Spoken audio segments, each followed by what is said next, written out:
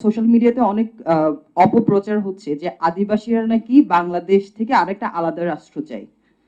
আমরা কখনোই বলি নাই, কোনো আদিবাসী বলে না যে আলাদা রাষ্ট্র চাই। আমরা আলাদা রাষ্ট্র চাই না। আমরা বাংলাদেশি, যখন আমার শোনার বাংলা যখন গাই, গুজবাম হয়,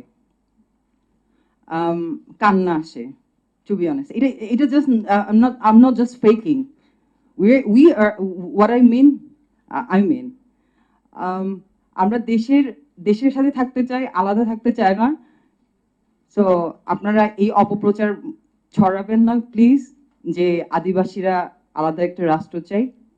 তো একজন সেটেলার বাঙালি একটা বাইক চুরি করেছে। তো বাইক চুরির ইস্যু ধরেই একজন চোরকে তো শাস্তি পেতে হবে, তবে সেটা হত্যা নয় অবশ্যই। কিন্তু গণপিটুনিতে তো কে মারা যায় সেটা বলা যায় না।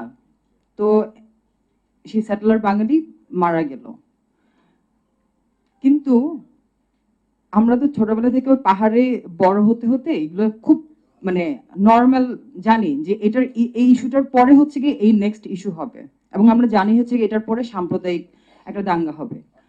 আর আমি খুব বলবো, খাগড়াছড়িতে কিছু জায়গা আছে যেখানে কিনা যদি আমরা ইন্টারন্যাশনাল ওয়ার্ড যদি বলি, টেরোরিস্ট ক্রিমিনাল কিছু জায়গা আছে যেখানে কিনা শালবন, যে এখান থেকে কিনা উৎপত্তি হয় যে আদিবাসীদের ঘরে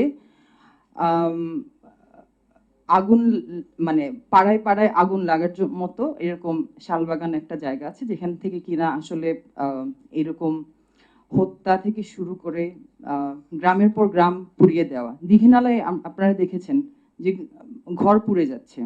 তো আসলে আমরা স্বাধীনতার উপভোগ কবে করতে পারবো, সেটা আমার সবার উপর একটা প্রশ্ন, সবার কাছে একটা প্রশ্ন থেকে রাখলাম আমি, যে আমরা আদিবাসীরা স্বাধীনতার স্বাদটা কখন পাবো।